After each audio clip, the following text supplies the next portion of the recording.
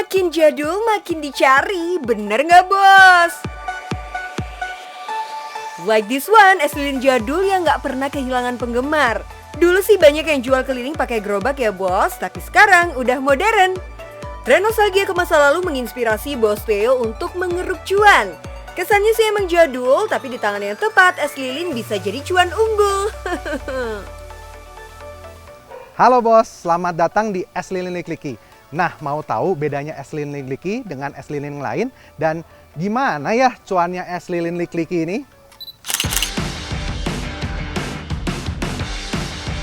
Bos Theo sudah menggeluti bisnis es lilin ini selama belasan tahun. Agennya udah banyak bos, ada di wilayah Jabodetabek, Karawang, Cikarang, Bandung, dan sekitarnya. Sebetulnya sih dalam sehari Bos Theo bisa bikin sekitar 10.000 es lilin dalam sehari. Cuma ya sama kayak bisnis lain yang kena efek pandemi, produksi es lilin milik Bos Theo berkurang hingga 50% tuh. Saat ini Bos Theo hanya dapat memproduksi setengahnya saja. Tapi tenang bos, kalau ngomongin soal keuntungan, usaha milik Bos Theo ini masih banjir cuan kok. Bayangin aja bos, es lilin milik Bos Theo ini harganya Rp8.000. Kalau ke agensi ada harga spesial ya. Tapi kalau dihitung kasar nih, misalnya dalam sehari Bos Theo bisa menjual 3.000 pieces es lilin dengan harga Rp8.000, omset yang didapat Bos Theo dalam sehari adalah Rp24 juta. Kalau dikalikan sebulan, cukup lah ya buat beli mobil baru. Harga jualnya emang lumayan tinggi ya bos, namanya juga produk berkualitas. Beda dengan es lilin versi abang-abang yang biasanya dijual murah tapi bahannya nggak premium. Es lilin Likliki ini bedanya dengan es lilin yang lain. Kalau es lilin yang lain menggunakan santan, kalau es lilin Likliki menggunakan susu murni. Kita nggak pakai campuran air loh. Jadi, es lilin milik Bos Theo ini sebenarnya lebih mirip ke es krim. Terbuat dari susu alami dengan campuran aneka buah segar dan gula pasir non-rafinasi. Meski terbuat dari susu murni, es lilin milik Bos Theo ini teksturnya masih sedikit kasar ya. Tidak selembut es krim pada umumnya. Kalau dilihat, packagingnya simple banget ya bos. Bukan gak mau ribet sama kemasan yang kece, ini sengaja bos supaya tetap dapat kesan jadulnya. Target marketnya kan orang-orang yang pengen nostalgia. Kalau terlalu modern malah kurang afdol nih. Gimana sih caranya sampai bisnis es lilin Bos Theo bisa sukses dan menghasilkan cuan berlimpah? Awalnya nggak gampang, es lilin produksi Bos Theo harus bersaing dengan kompetitor untuk bisa masuk ke beberapa outlet di Bandung. Jadi si pemilik bisnisnya kebetulan saat itu dia sudah bawa produk lain yang sudah established, yang sudah terkenal. Kemudian produk kita disandingkan dengan produk mereka dan dites. Jadi kita punya waktu itu 3 bulan, kita lihat bagaimana siapa yang lebih laku. Yang nggak laku akan dibuang. Dan kebetulan syukurnya waktu 3 bulan itu produk kita lebih unggul ya. Lebih unggul dari segi penjualan dan juga mungkin dari segi rasa. Akhirnya produk kita yang dipilih dan itu berjalan sampai sekarang. Setelah berhasil bekerja sama dengan salah satu perusahaan besar di Bandung, produksi es lilin semakin meningkat. Karena Bos Theo sudah mempersiapkan dengan baik, alhasil nggak ada kendala berarti. Semua berjalan mulus sampai akhirnya pandemi datang. Mau nggak mau semua pasar offline miliknya harus tutup. Tapi namanya udah punya jiwa bisnis, masa nyerah sih gara-gara pandemi? Segala cara dicoba, salah satunya mengubah sistem offline menjadi online. Bos Theo ini hobi ngulik macam-macam, termasuk soal digital marketing. Jadi perubahan dari offline ke online nggak terlalu sulit. Ada lagi nih, skill terpendam Bos Theo yang membantu produksi es lilinnya bisa bangkit di masa pandemi. Bos Theo ini punya hobi fotografi dan desain. Keuntungannya kalau memang bisa desain dan bisa fotografi, lebih murah. Semuanya lebih murah. Karena kalau kita nyewa desainer, kita nyewa fotografer, bayangin aja satu foto mungkin berkisar harganya puluhan ribu sampai ratusan ribu untuk satu foto. Dan kalau kita post di sosial media, itu hanya sekali post, umurnya juga nggak panjang ya, gitu loh. Sedangkan di sosial media sekarang tiap hari harus dipaksa untuk posting gitu terus. Lumayan banget kan bos, nggak perlu keluar modal lagi buat jasa desain dan foto. Kuncinya memanfaatkan segala kemampuan supaya bisnis tetap jalan. Kalau kita bisa kelola desain dan foto sendiri, biaya produksi kan jadi lebih murah. Kita juga bisa desain sesuka kita tuh. Terbukti ya bos, penjualan es lilin pelan-pelan meningkat lagi setelah aktif di ranah online. Ada lagi nih keuntungannya, Bosseo bisa langsung mendapatkan feedback dari customer. Kalau offline kan agak sulit ya bos, nanyain komentar satu-satu. Dari situlah lahir aneka varian rasa baru. Sebagian besar adalah hasil permintaan para customer. Tuh bos, kalau kalian mau membuat sebuah produk, selain harus berkualitas, harus dipikirin juga mau jual dengan sistem seperti apa. Mau retail atau langsung B2B seperti Bosseo, semua sistem pastinya ada plus minusnya masing-masing ya. Tapi kalau kalian bisa handle keduanya dengan baik, pasti usaha kalian bakal lancar tuh bos. Nah, tadi udah lihat kan es lilin Likliki? Sudah lihat dong seberapa banyak cuannya. Dan juga biarpun dagangannya jadul, tapi tetap oke. Yang penting cuan bos. Puasa tanpa sholat? Katanya sih berat pakai baju tapi nggak pakai celana. Nggak bawa sajadah. Duh, lagu lama banget sih bos. Masa pandemi gini kan peralatan pribadi buat ibadah tuh wajib punya. Kita coba kepoin yuk bos salah satu terobosan anak negeri yang satu ini. Namanya sajadah portable untuk memastikan ibadah kalian lebih nyaman dan terjaga. Sajadah ini bisa dilipat seukuran saku, so nggak perlu repot, praktis bisa dibawa kemana-mana. Itu doang? Enggak dong, ada juga beberapa option produk muslim lainnya. Seperti mukena, gamis, dan kaos dakwah. Assalamualaikum bos, saya Yogi. Saya Dimas. Kami dari Sujud Company. Pengen tahu nih cuannya dari produk muslim. Kepoin nih di sini.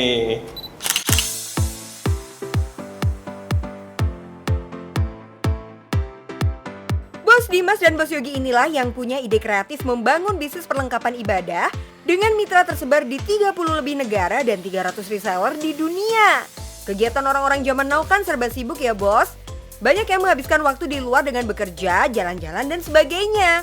Waktu sholat sering kelewat dengan alasan nggak bawa sajadah. Dari situlah muncul ide pembuatan sajadah portable ini, bos. Untuk sajadah portable-nya sendiri, membuat solusi untuk orang-orang yang lagi traveling, Mas. Kayak saya sendiri itu misalnya kan, saya tuh sajadah itu pasti terlewat. Saya males bawa sajadah yang biasa, konvensional gitu ya. Karena yang pertama berat, yang kedua adalah tebal.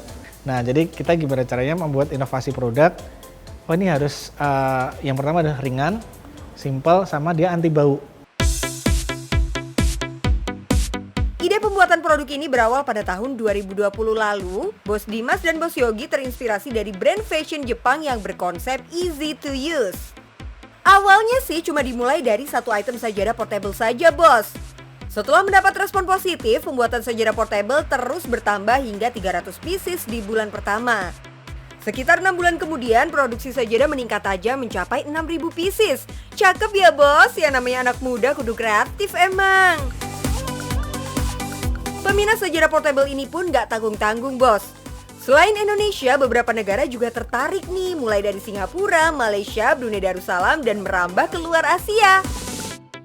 Di Sujud, alhamdulillah dalam 2 tahun kita udah sampai ke 30 negara. Tentunya ada naik turunnya, tetap ada, karena nama siklus bisnis kita tuh biasanya memanen itu pas peak tinggi-tingginya itu waktu Lebaran, Ramadan, setelah itu Lebaran. Nah, kapan sih sesi turunnya? Ya setelah itu. Tujuan berbisnis kan pasti cari cuan ya bos. Tapi mereka nggak cuma mikirin materi aja loh. Bos Dimas dan Bos Yogi memiliki visi misi khusus agar produk muslim ini bisa dijangkau oleh semua negara di dunia. Motonya Connecting All Muslim in the World. Dengan produk ini, umat muslim diharapkan makin dekat, saling silaturahmi dan mengenal bahwa pembuat produk ini orang Indonesia, negara Islam terbesar di dunia. Wah, ide kreatifnya boleh juga ya. Tapi kenapa sih bos kok tertarik dengan produk muslim?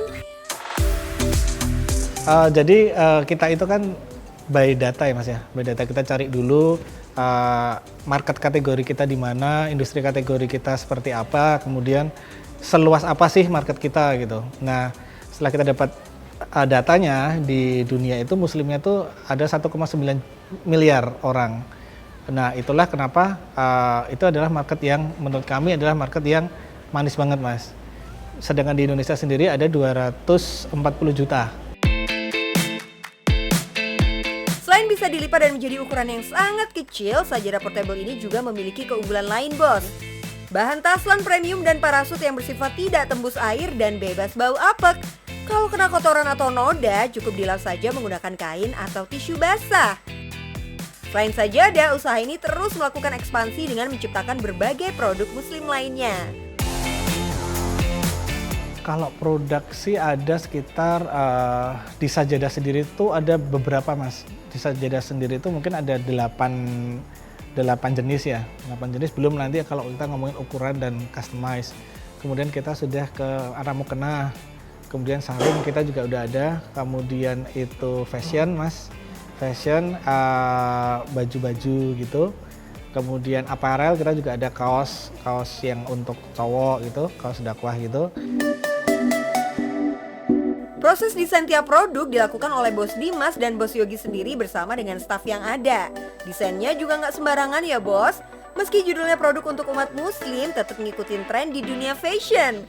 Terutama soal warna nih, beda target market, beda juga selera soal warna.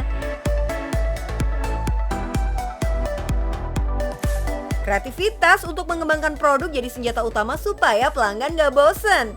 That's why pekerja yang tergabung dalam bisnis ini kebanyakan anak muda, Bos. Mereka punya moto yaitu spiritual, happiness, improvement, dan profesional. Setelah desain masuk ke tahap produksi, penjahitan sajadah dan produk lainnya dikerjakan oleh sejumlah UMKM di Yogyakarta. Dalam sebulan, tempat ini bisa menghasilkan setidaknya 500 pieces sajadah, Bos. Just info, proses pembuatan sajadah ini cukup unik. Pelanggan bisa memilih desain dan warna tergantung dengan selera. Oke, Bos, ini adalah hasil yang sudah selesai diproduksi. Nanti tinggal kita QC untuk selanjutnya tinggal dikirim ke konsumen-konsumen yang pemesannya.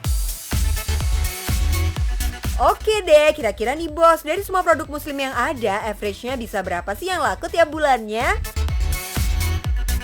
Rata-rata penjualan per bulan kami itu sekitar 3.000 pieces, Mas. Produknya bervariasi ya, produk bervariasi, namun harga yang paling murah itu di sajadah 119.000. Good job, Bos. Ternyata usaha ini cukup menggoda ya. Kita hitung yuk, 3.000 pieces dikali rata-rata harga Rp119.000, berarti omset sebulannya mencapai Rp357 juta, Bos. Wah, legit parah.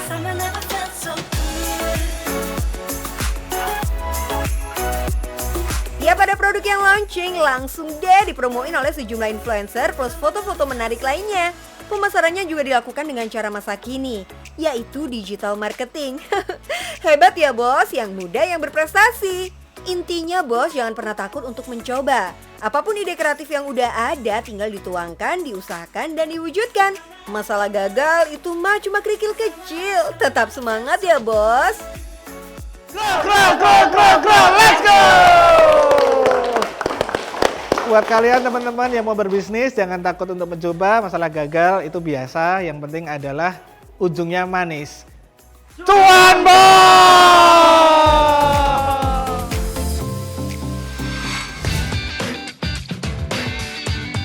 Bisnis memang tidak selalu mudah, tapi kalau kita jalani dengan sungguh-sungguh, pasti cuan. Yuk masuk ke Palem Craft.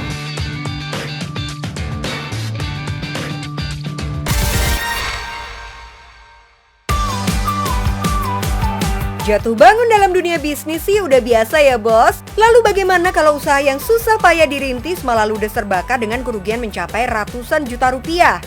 Drop? Berhenti? Atau nyerah? Well, ini nggak berlaku dengan wanita strong yang satu ini, Bos. Halo Bos, selamat datang di Palem Craft. Saya Firda dari Palem Craft Jogja.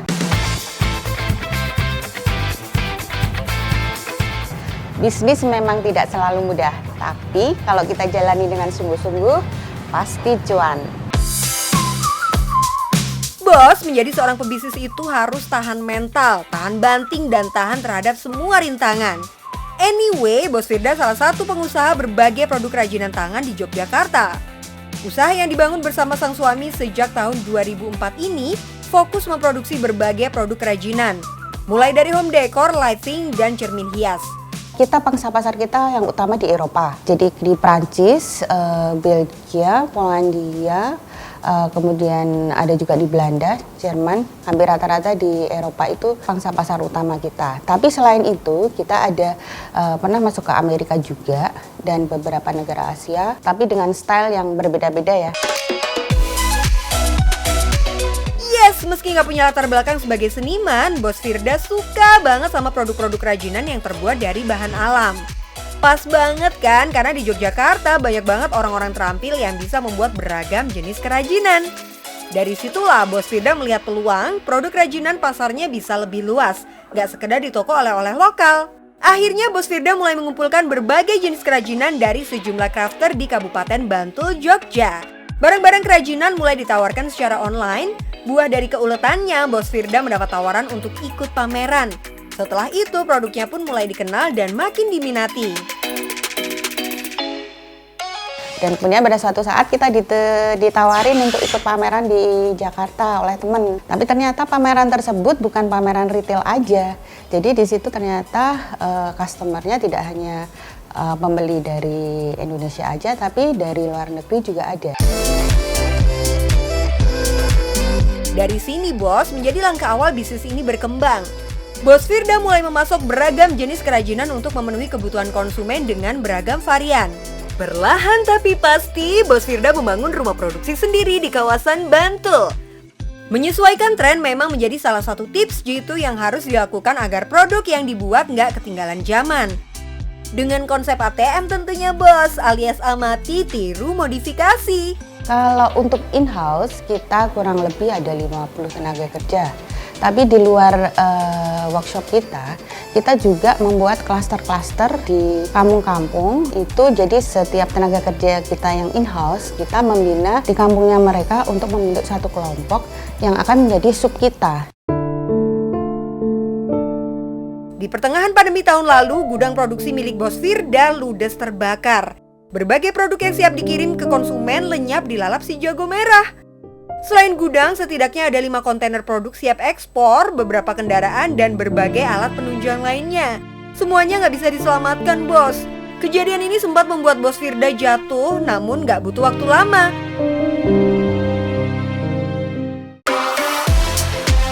Bos Firda dan suami bangkit dan memulai kembali usaha yang sudah membesarkan namanya. Daya tarik produk yang dihasilkan Bos Firda banyak dilirik dalam berbagai bidang, Bos.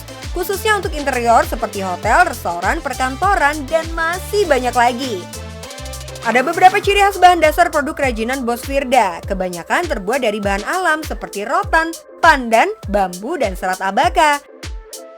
Nah, ini seperti yang saya bilang tadi, kita sekarang ada di rumah produksi Palm Craft di workshop. Kita bisa lihat proses produksinya. Jadi ini benar-benar kita menggunakan material alam dan prosesnya itu adalah handmade. Butuh ketelitian yang cukup tinggi. Proses dilakukan dengan sejumlah tahapan, mulai dari menyiapkan bahan dasar, pengecatan kerangka, penganyaman produk, dan finishing. Setelah semua proses selesai, masuk ke tahap packing. Produk yang sudah siap kirim harus lolos tahapan quality control. Bungkus produk sesuai dengan SOP yang diterapkan, siap buat dikirim deh. Untuk pasar ekspor, produk kerajinan ini hitungannya per kontainer. Kira-kira dalam 1 tahun ada berapa kontainer sih, Bos? Kapasitas kita per bulan itu kurang lebih 3 kontainer ya, 3-4 kontainer. Dalam 1 kontainer itu prosesnya, stepnya produksinya itu kurang lebih 2 bulan. Nah, jadi mungkin dalam 1 tahun kira-kira ya bisa sampai 12 ya, seperti itulah. 1 kontainer tergantung produk isinya ya, kurang lebih bisa 300 sekian sampai 500. Oh my wow, ini sih nilainya fantastis ya, Bos. 1 tahun saja bisa ekspor produk setidaknya 11 kontainer. 1 kontainer dibanderol dengan harga 300 juta. Berarti omset bersihnya sekitar 3,3 miliar bos per tahun. Beli per item juga bisa kok bos, kisaran harganya mulai dari 400.000 sampai dengan 700.000 rupiah per item. Bos, apapun yang kita lakukan emang gak semulus yang dibayangkan. Tapi percaya deh, selama kita teguh dalam keyakinan, berusaha dan pantang menyerah akan manis pada waktunya. Oke, terima kasih. Kita dari workshop Palm Craft. Berawal dari sebuah mimpi, kita berusaha, berdoa, dan yang penting, cuan bos.